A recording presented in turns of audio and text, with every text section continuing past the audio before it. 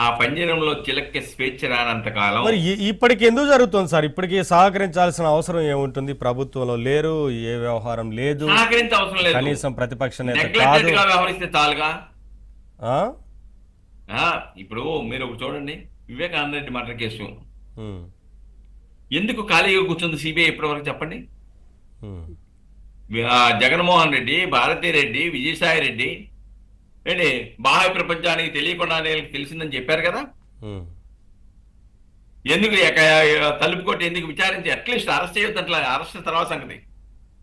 ముందు మీకు ఎలా తెలిసింది? విజయసాయి రెడ్డి నీకు ఎవరు చెప్పారు హార్ట్ అటాక్ అని? ఓ భారతీ రెడ్డి నీ పత్రికలో రాశారు, నీ ఏడిచారో మీరు రండి, అది నారాసుర రక్త చరిత్ర ఎలాగైందో చెప్పండి అని చెప్పి అడగాలిగా. అయ్యా బాహ్య ప్రపంచానికి తెలిసిన తర్వాత నువ్వు వెంటనే ఎందుకు వెళ్ళలేదు? ఎందుకు ఇలా జరిగింది? ఎందుకు నువ్వు సాక్ష్యం రక్షిస్తున్నావు? లేదంటే దాంట్లో ఇన్వెస్టిగేషన్ ప్రాపర్ గా చేయని వాళ్ళు ఆయన సస్పెండ్ చేస్తే ఆయన ఎందుకు ప్రమోషన్ ఇచ్చి ఆయన్ని అపాయింట్మెంట్ చేసుకున్నావు నీకు వ్యతిరేకంగా చెప్పనంటే? ఇవన్నీ విచారించాలి కదా. ఉమ్, ఏ అడ్డు వచ్చింది చెప్పండి? ఉమ్, సిబిఐకి ఎవరు అడ్డు వచ్చారు చెప్పండి? ఉమ్. ఎవరు అడ్డు రాకుండానే ఆ రోజు నుంచి ఈ రోజు వరకు ఎందుకు నిర్లక్ష్యంగా ఎందుకు వ్యవహరిస్తుందని చెప్పమానండి. ఉమ్.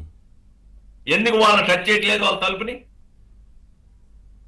మరి రఫీ గారు ఒక మాట అన్నారు కాదు, నిర్ణీత గడువు వివేకానంద రెడ్డి గారి హత్య కేసు సంబంధించి అక్కడ ఇచ్చారు, త్వరితగతిన పూర్తి చేయాలని ఇచ్చారు ఆదేశాలు. ఏమైనా పూర్తయిందా? మరి ఉపయోగం ఉందా? అది కాదండి, దాంట్లో ఇచ్చింది కేసు విచారణ గురించి కాదు. ఛార్జ్ షీట్ విషయంలో ఇన్వెస్టిగేషన్ కంప్లీట్ చేసి ఛార్జ్ షీట్ వేయడానికి నిర్దేశించిన గడువు ఇచ్చారు. ఆ గడువులో మేము చేయలేకపోతున్నాము, కొన్ని ఇబ్బందుల వల్ల పెంచమంటే పెంచారు. ఆ గడువు అయిపోయింది, ఛార్జ్ షీట్ వేశారు. సుప్రీంకోర్టు ఇంటర్ఫేర్ అయిన తర్వాతే భాస్కర్ రెడ్డి అలానే అవినాష్ రెడ్డిని వీళ్ళిద్దరిని ముద్దాయిగా పెట్టారు. కానీ అవినాష్ రెడ్డిని ఇప్పటిదాకా అరెస్టే చేయలేదుగా. అదే నేను అంటుంది. ఈవెన్ దాంట్లో మీరు ఒకసారి చూడండి, ఆల్రెడీ హైకోర్టులు కానీ న్యాయస్థానాలు కానీ ముందస్తు బెయిల్ ఇవ్వకుండానే ఈయన అరెస్ట్ చేయడానికి వస్తే కర్నూలులో ఏం జరిగింది చూసాం కదా మనం. ఉమ్. కానీ అప్పుడు సిబిఐ చేయవలసిన పాత్ర ఏంటి? ఈ రాష్ట్ర ప్రభుత్వం సహకరించలేదు కాబట్టి, ఈ బలగాలు సహకరించలేదు కాబట్టి సెంట్రల్ ఫోర్స్ కేంద్ర తీసుకోవాలి. బలగాలను తెచ్చుకొని అరెస్ట్ చేసి తీసుకెళ్లొచ్చు కదా. సెంట్రల్ ఎందుకు ఫోర్స్ వెనక్కి తీసుకోవాలి. తగ్గింది? ఇలాగైతే ఎవరు పడితే వాళ్ళు తన ఫలాన్ని నిరూపించుకుంటూ వెళ్ళిపోతే, సిబిఐ వెనక్కి వెళ్ళిపోతే సిబిఐకి ఉన్న క్రెడిబిలిటీ ఏంటి? ఉమ్, కాబట్టి ఇటువంటి అంశాలు దీంట్లోకి వచ్చినప్పటికీ దీనికి దానికి డిఫరెంట్.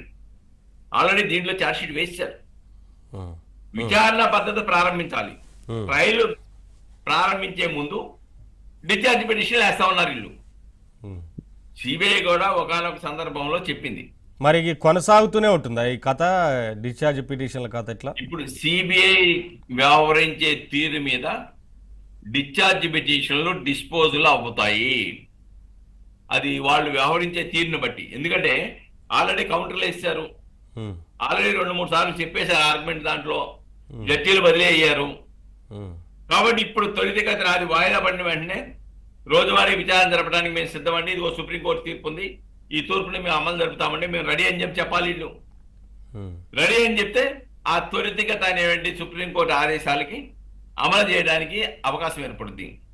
లేకపోతే ఇంకోటే మార్గం, ఆ త్వరితగతం చేయటంలో సంబంధిత న్యాయమూర్తి కానీ సిబిఐ కానీ ప్రాపర్ గా వ్యవహరించకపోతే ఉమ్.